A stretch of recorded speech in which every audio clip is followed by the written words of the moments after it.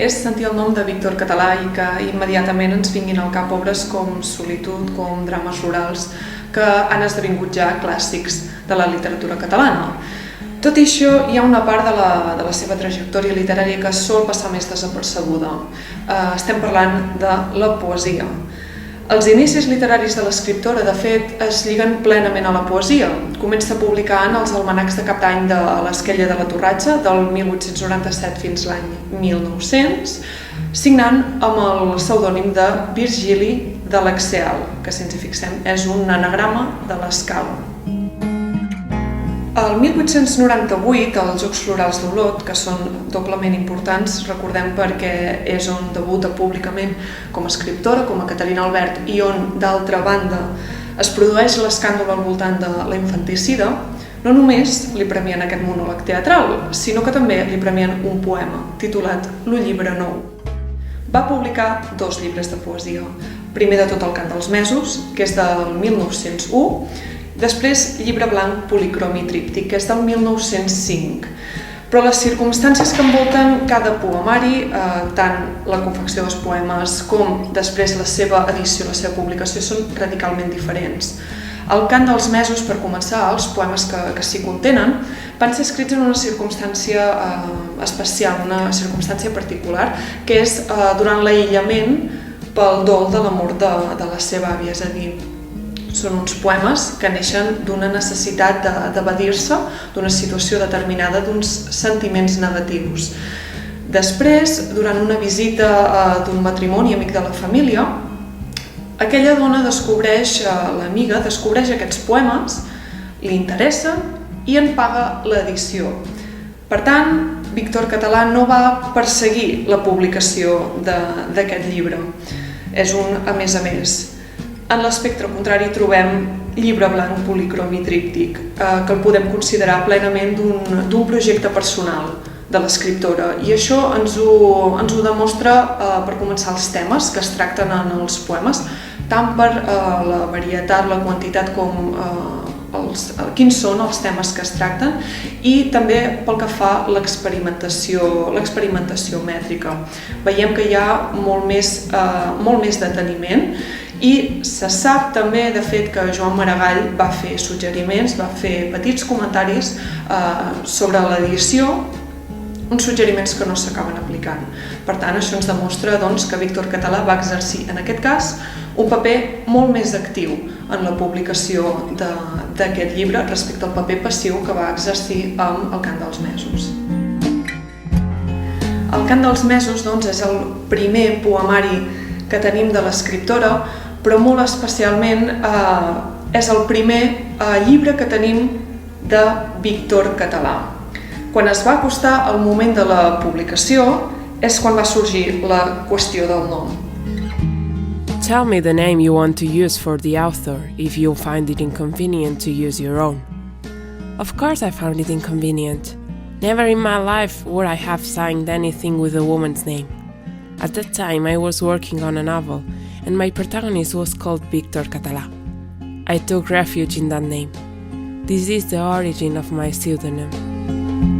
El cant dels mesos el formen 12 poemes, però s'inicia amb un petit poema preliminar, és un poema que es dirigeix al lector, que és molt especial per les coses que ens explica. Everything sings or buzzes in the world its own song of mystery. It's all one immense concert for those whose soul is not deaf. From the little I have comprehended, I show you here a sample. Samples are not worth much. The song is what is beautiful, except it sings within herds and it's not heard on the outside. Those who want to hear it full well need not listen to men, but must open wide their devout soul and hear from the infinite the singing under the broad vault. Only then will they know the nature of the mysterious songs. Com veiem, aquest petit poema convida a deixar que sigui el món el que ens sorprengui, els seus fenòmens, ens convida, en definitiva, a descobrir el nostre entorn, a descobrir la Terra a través d'allò que la Terra mateixa canta, sense passar pel filtre de l'home. És molt interessant veure també com ens parla del món i com aquesta entitat després l'eleva a un ens superior. Ens parla de l'infinit en majúscula, que és un plantejament que no dista gaire de la poesia còsmica de Joan Maragall. El Cant dels mesos, com hem dit, són 12 poemes que segueixen l'estructura dels 12 mesos de l'any. El que ens expliquen aquests poemes és com la natura canvia a través dels mesos de l'any. Per tant, si seguim l'estructura cronològica, s'inicia amb el Cant de gener. El Cant de gener ens presenta una natura adormida, plaent, i ens parla sobretot d'una llavor adormida que entre la quietud de l'hivern està esperant la primavera per florir, està esperant la primavera per la desclosa. Aquest fet natural ens l'emmiralla en un fet biològic, que seria el d'un embaràs. A l'altra banda, just al mig del poemari, tenim el Cant de juliol. Hem passat de l'hivern a ple estiu. Ara ens presenta un mes que sí que és cert que ens aporta molta més vida, ens aporta molta més llum, però en una quantitat tan i tan extrema que paradoxalment el fa letal en termes de supervivència. Per tant, el que ens està fent Víctor Català és presentar-nos les cares de la natura, les diferents cares que pot tenir. Ja de per si la natura és un tema molt important en tota la seva trajectòria literària i és molt interessant veure com ens presenta d'una banda la cara bonica de la natura, plaent, bucòlica, benevolent, i per l'altra banda la natura que pot arribar a ser plenament destructora. Aquests canvis que es produeixen en la natura ens fan adonar del procés cíclic que és aquesta mateixa, com també el pas dels mesos ens fa adonar que el temps també segueix aquest procés cíclic. Tot plegat fa que el llibre adquireixi aquest aspecte completament coral, tancat i rodó. Llibre blanc, policrom i tríptic és el segon poemari que publica Víctor Català, que és de l'any 1905, que si ens hi fixem comparteix data de publicació amb la seva gran obra, que és Solitud.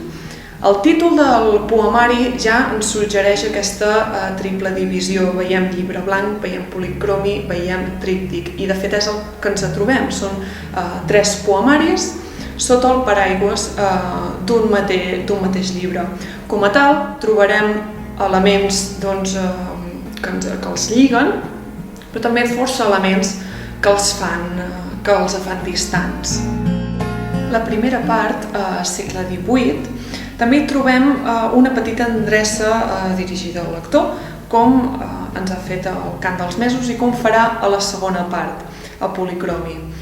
Veiem que el títol d'aquesta part és força explicativa, ens situa un context determinat, segle XVIII, però encara és més determinat, és la França cortesana del segle XVIII.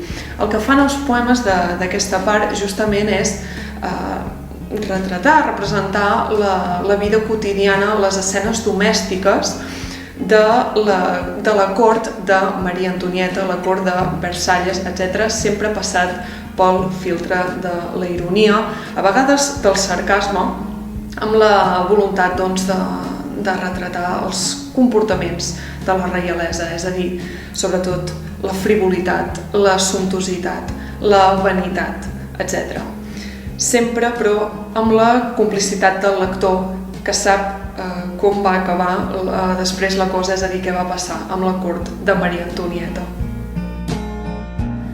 La segona part del poemari, que és policromi, com hem dit, també s'inicia amb un petit poema preliminar, que en aquest cas és força explicatiu. Ens remet a la llibertat creadora, defugint de tota convenció, defugint de tota escola, acadèmia, etc. Aquesta mateixa premissa, aquest concepte, s'utilitzarà en els poemes, es transformarà en la figura del poeta errant, gairebé com el superhome, com trobem, per exemple, en els poemes Sant Julià, com el poema també Longit, i com es repetirà també a l'última part, a tríptic.